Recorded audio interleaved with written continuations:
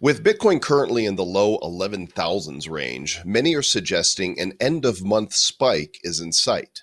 The Internal Revenue Service is going to be direct about asking if U.S. citizens have invested in cryptocurrency, and a mining simulation has projected that Satoshi mined over 1 million Bitcoin using nothing more than a PC computer. Mr. Travis Wright is somewhere in Albania, and for perhaps only the second time in 3 years, he isn't with us today. Aw, sad panda. But jumping in for the ride is our producer, Ms. Erin Cell. I mean, she puts the news together for us, so certainly she's just as qualified as we are to discuss it, right?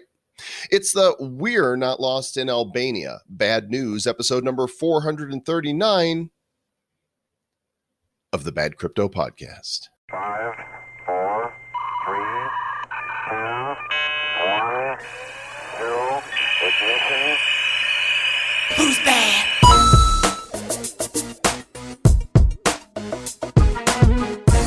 So I get a message this morning from Mr. Travis Wright. It's going to be a while. I'm not in a good mood. Air conditioner went out in the rental and had to drive 4 hours out of the way to get a car replacement.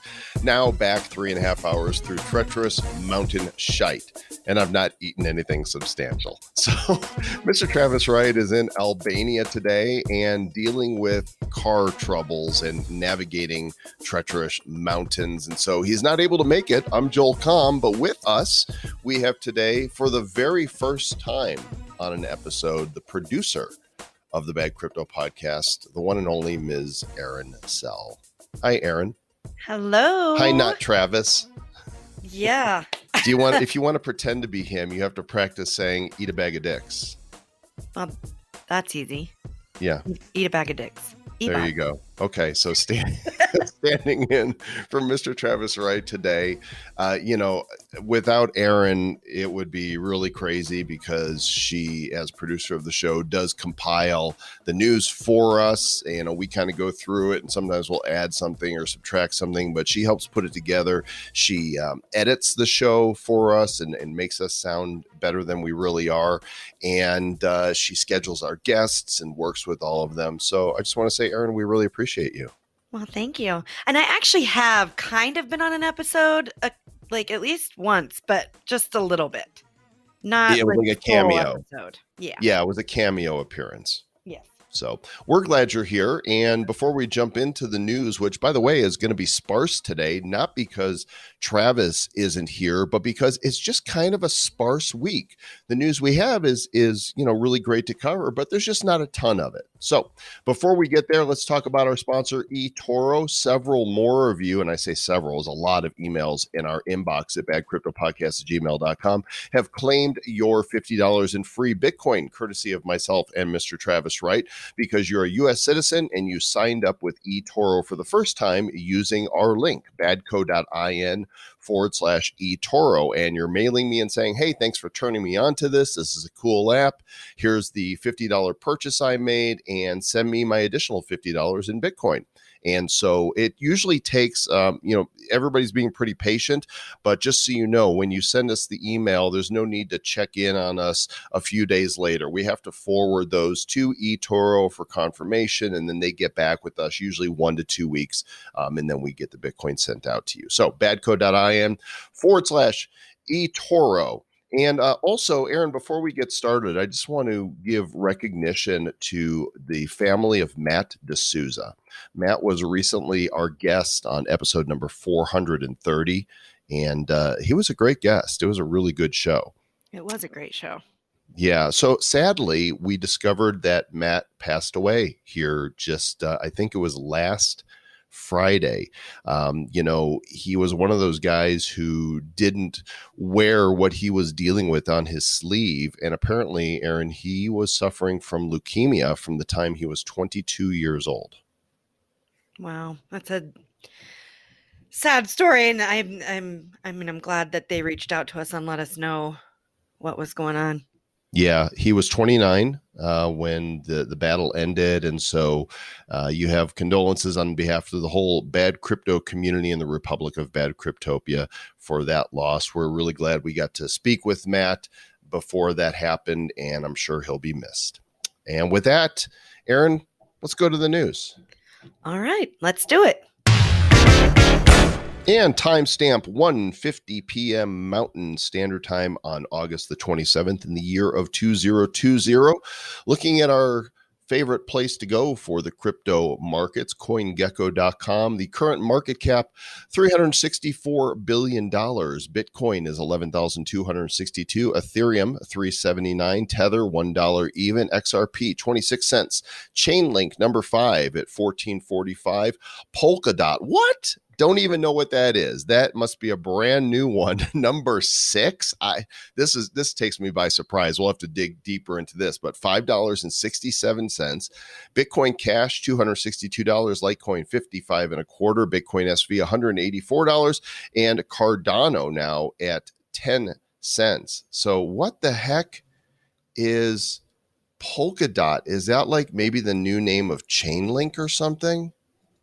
I just Chainlink is right before. Here we go. just did a quick Google search. Oops, I mean I'm supposed to use DuckDuckGo, You didn't duck went. but I'm looking at CoinDesk. Developers mid-September for Ethereum Polkadot Bridge proof of concept. Polkadot.network is live. Polkadot development is on track to deliver the most robust platforms for security, scalability, and innovation. So they're connecting the dots here in governance, staking, and bonding. There's a DOT token, and out of the blue, I mean, usually when we go through the top 10, it's the usual suspects, and we'll see some rejiggering. Crypto.com might be number 10, or we might see Rejiggering? Binance rejiggering. That's a word? Yeah, look it up. Okay. If it's not, I just wordified. I mean, we do that. Yes, you do. Make up words all the time. We've seen, Binance coin typically in the 9 or 10 slot. Sometimes EOS or Tezos will pick up in number 10. What's a puck up? That one I just made up. But Polkadot, number 6. So, yeah. Big winners for the week. Kusama, 123%. Polkadot is 93%. Aragon, OMG Network, Serum, Balancer, Aave, Icon, Nem, Cosmos, all in the top 10 that had a good week. Are you able to see who the big losers are for the week there, Erin? You're familiarizing yourself with CoinGecko still, aren't you? Yes. Yeah. So, the way you do it, and for those of you following along at home, they've got some great sorting tools. And if you are on the main page and you go under the 7-day chart, you'll see up at, it says 1 hour, 24 hour, and 7-day. You click that and you can sort either up or down, and it will show you the of the top 100 coins, who the biggest winners and losers are. I don't even see where you select the days. Oh, she's lost. Nervous Network down 24%. Waves down 18%. Cardano down 18%. Not a bad week overall in the cryptos. Bitcoin took a little hit. I mean, when you look, I think there was a drop a few days ago where it kind of went from 11.6 down to 11.1. I don't think we've seen under 11 yet, but I'm not scared. We've seen this before, haven't we? We sure have. Crypto goes up. Crypto goes down. Crypto goes down. You found this story here, which I think is really interesting, from Bitcoin.com. Apparently, there's been a re-mining simulation that's taken place. This guy named Sergio Damian Lerner has produced a white paper called the Satoshi mining machine, which refers to Satoshi's mining, and they've been looking to try to determine if he was using multiple computers to mine that 1 point whatever million Bitcoin, or if it was on a single computer. And he's come to a conclusion. They used a single high-end PC to mine the 1.1 Bitcoin. Yeah, that's what it appears to look like here. Now, I don't understand all this code, that they're looking at here. It's not my job to break it down, but I guess there was a theory earlier that the first mining farm was 50 independent computers, and now what they're saying is that this was multi-threading a high-end CPU. You can't mine Bitcoin with a PC these days. You need a farm of ASIC miners that are super powerful that people just don't keep in their homes. Right. You don't have one, do you? I do not, which is funny because one of the articles that we're going to get to is talking about mining and the electricity and all that goes along with mining. Oh, excellent. Well, you're ahead Yeah. of me because you know I what's am. coming next. I do. I do. And I don't. So we've seen a little bit of volatility recently here this week because Bitcoin did drop from, I think it went, let's see, the high was August 17th that Coinbase had $12,486. And then, it's pulled back 1,200 and more. But the question is will we ever see a sub $10,000 Bitcoin again? Because every time it goes past 10,000, people are like, that's the last time you're going to get it under 10, and then it falls under again. Right. And it's gone. But some indicators are saying that they're expecting a spike before the monthly close, and they give a few reasons for that. Option expirations are coming. There's $500 million worth of options in the August 28th Deribit Bitcoin options market that are going to close. They're saying that the fundamentals have dropped off a little bit, but because the consolidation is taking longer, it could mean that our next spike is going to be an up spike here before the month is off. I don't know. I never know. I don't know. Do you know? Does Rufus know? Rufus does not know, that's for sure. However, on this page, something just caught my eye and I just thought it was funny.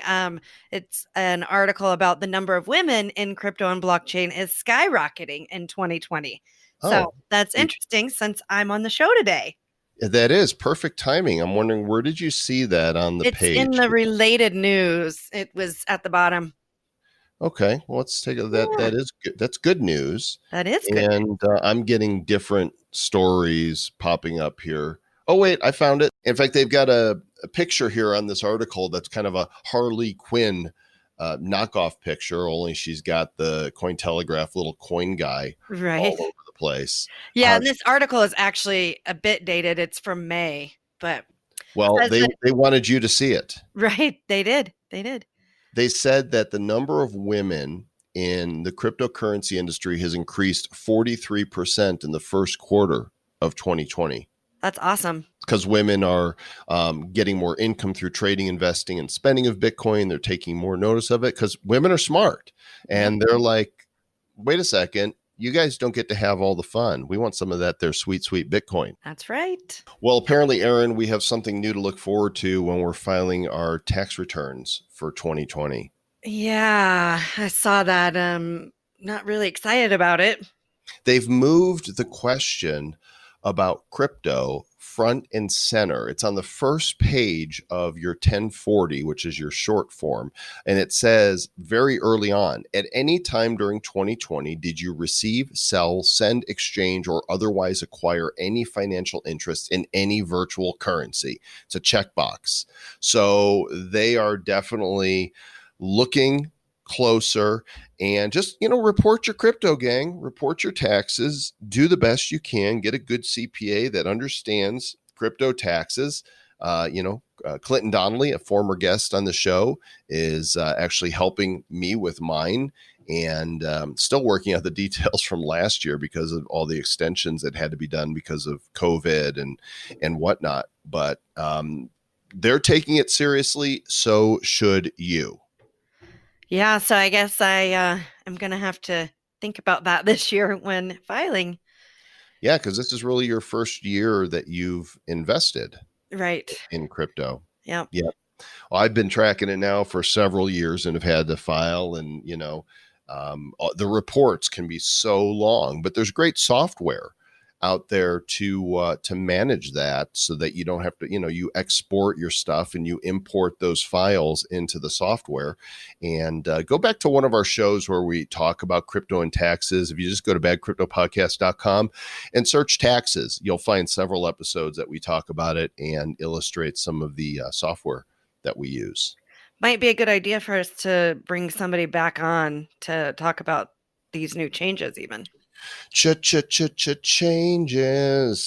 Well, Gotta add that to Time the to list. pay your taxes, changes.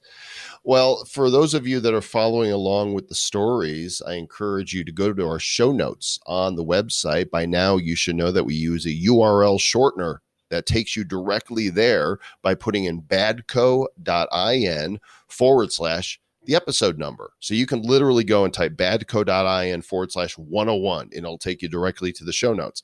But don't do that for this show because this is episode 439. So go to badco.in/439 and you'll see this story from our friends and media partner at Cointelegraph asking the question, what role will crypto play during the Great Reset? Are we moving towards more centralization or more decentralization?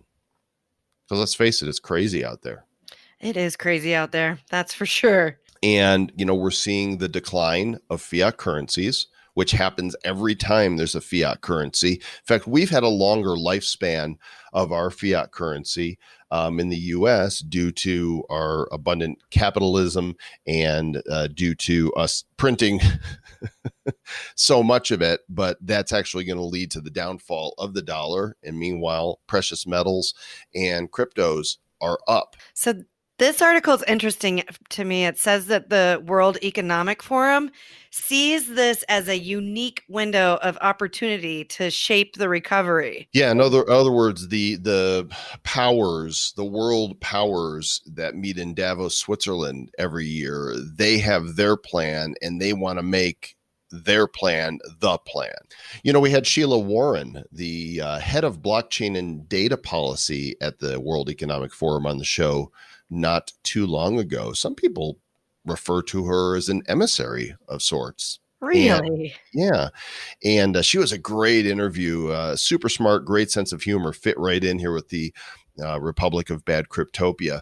But, hopefully people like her are liaisoning in a way that will encourage the leaders of the world during this great reset to decentralize rather than to attempt more centralization, because centralization is not in the best interests of we, the people. Okay, so this is interesting. Cointelegraph has an article that becoming an accredited investor in the U.S. is no longer just about being rich. The SEC has relaxed their rules over becoming an accredited investor. So I like seeing that because, what it does is it creates this club, for only the rich. It's saying you can't be trusted to invest your own money.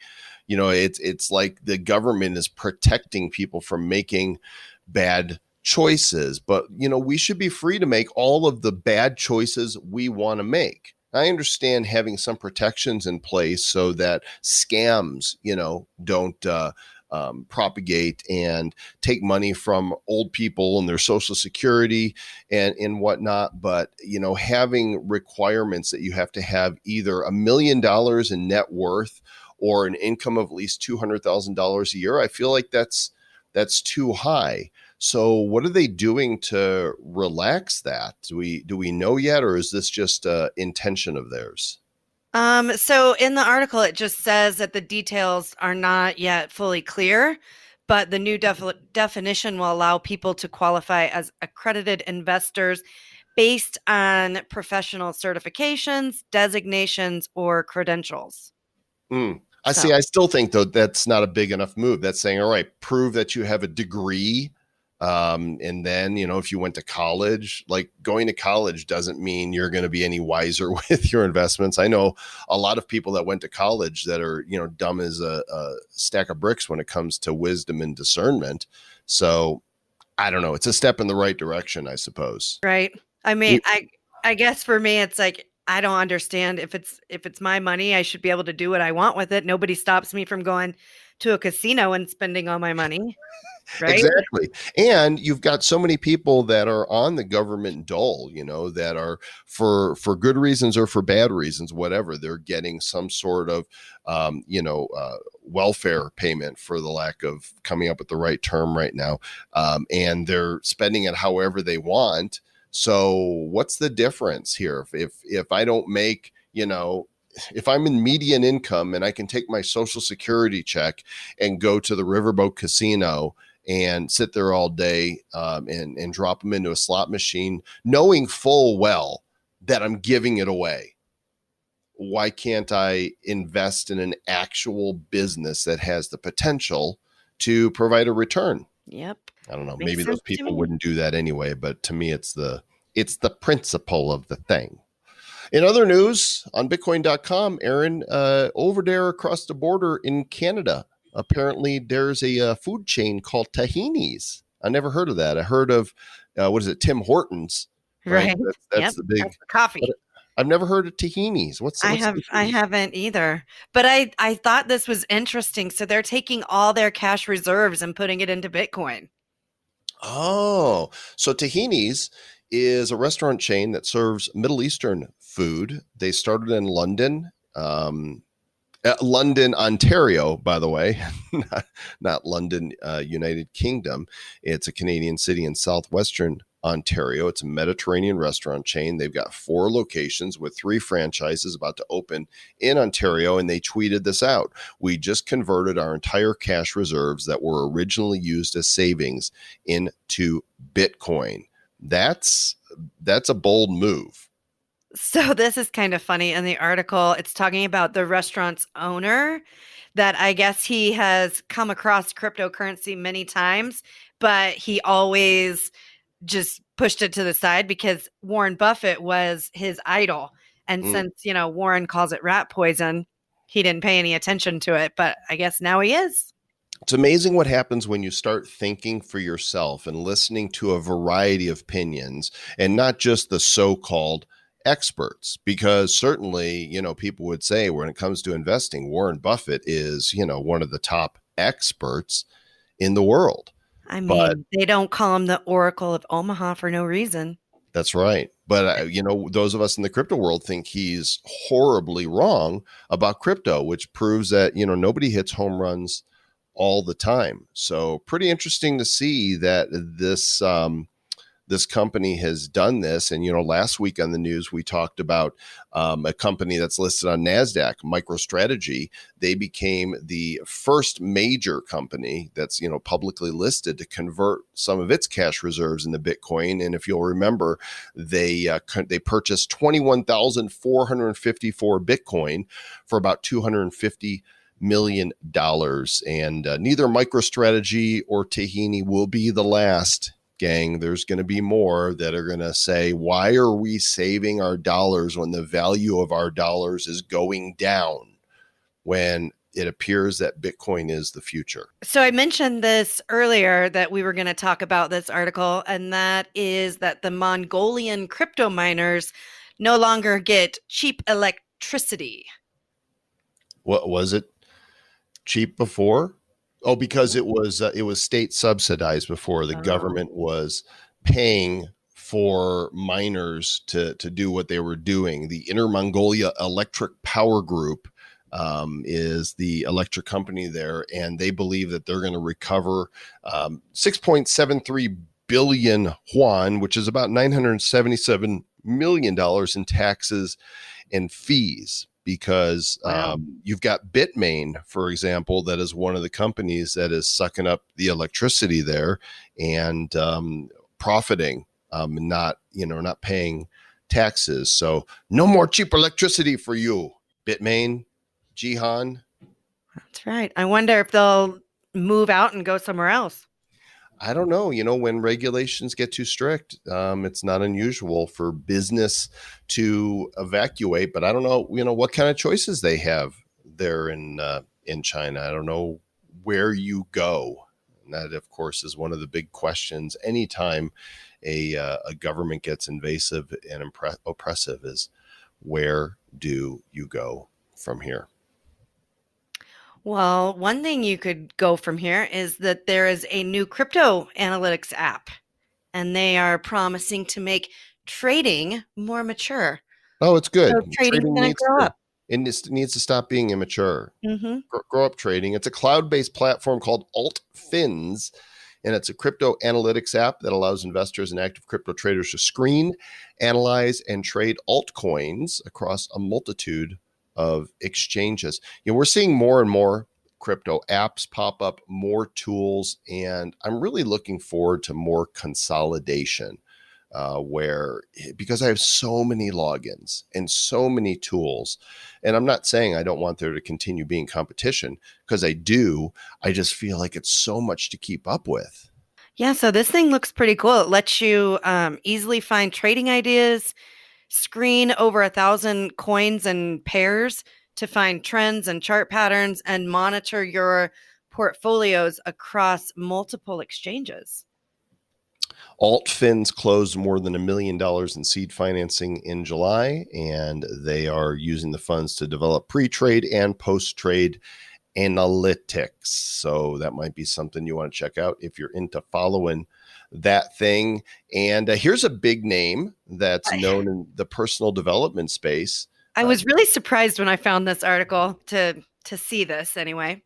Deepak Chopra, considered by many to be a guru, not by me, but he is, he offers all kinds of courses and training. He's worked with Oprah on certain initiatives, and the Chopra Foundation has partnered with Hedera Hashgraph, and I believe we've talked to Hedera before, to tackle the mental health crisis and flatten the other curve, which is the suicide rates. Really, really glad to see that, because that's one of the unintended consequences of the lockdowns is, while we may be saving lives by staying inside, the suicide rate is up because people are unemployed and they're depressed and they're too close with their family members. I mean, we all need to get away a little bit, and sadly, that's causing a problem. Yeah, so he said that he's been looking at blockchain for a while, and that he believes that this collaboration provides proof of work. Traceability. Yeah. So, how are they tracing though? What is it exactly? It's a merger of meditation with technology. He's looking old. Like there's a picture of him on the site, and he looks gaunt.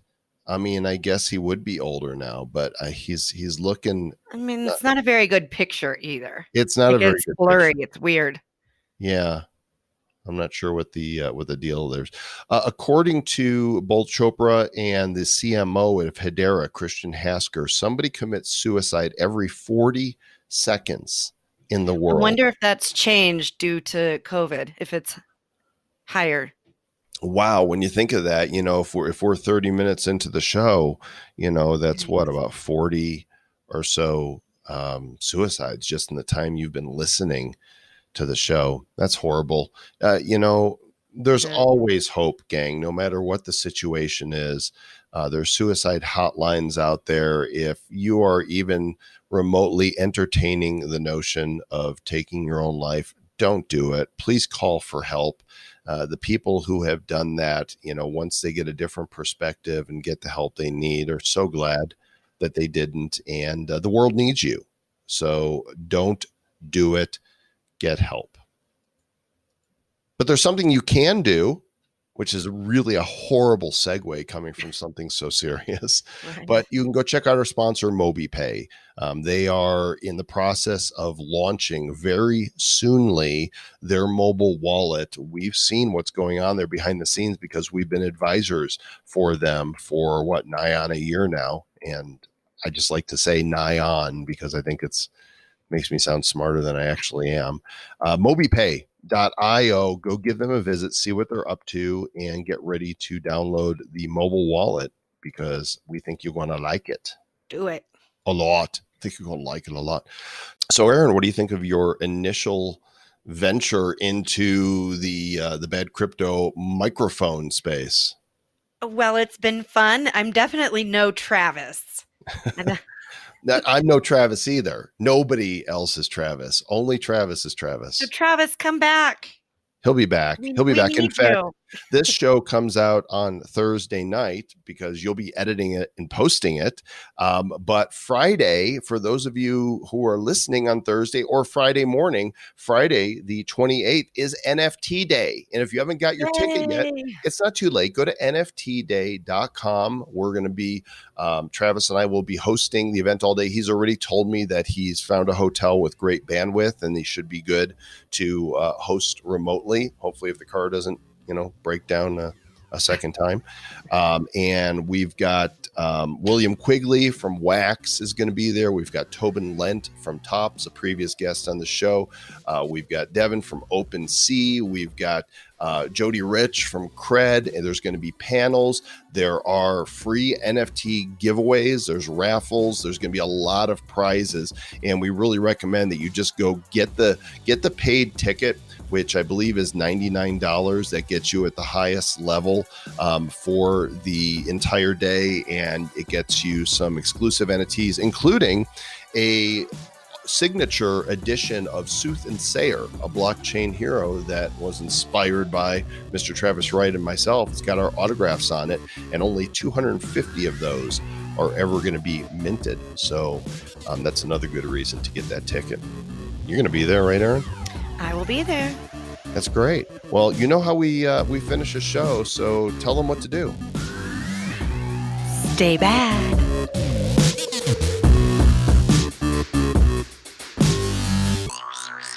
Who's bad? The Bad Crypto Podcast is a production of Bad Crypto LLC. The content of the show, the videos, and the website is provided for educational, informational, and entertainment purposes only. It's not intended to be and does not constitute financial, investment, or trading advice of any kind. You shouldn't make any decisions as to finances, investing, trading, or anything else based on this information without undertaking independent due diligence and consultation with a professional financial advisor. Please understand that the trading of Bitcoins and alternative cryptocurrencies have potential risks involved. Anyone wishing to invest in any of the currencies or tokens mentioned on this podcast should first seek their own independent professional financial advisor. Should have seen the look on her face when she realized she got to say that. It's my favorite part of the show. You did the end? That's a lot of people's favorite part of the show when we're done.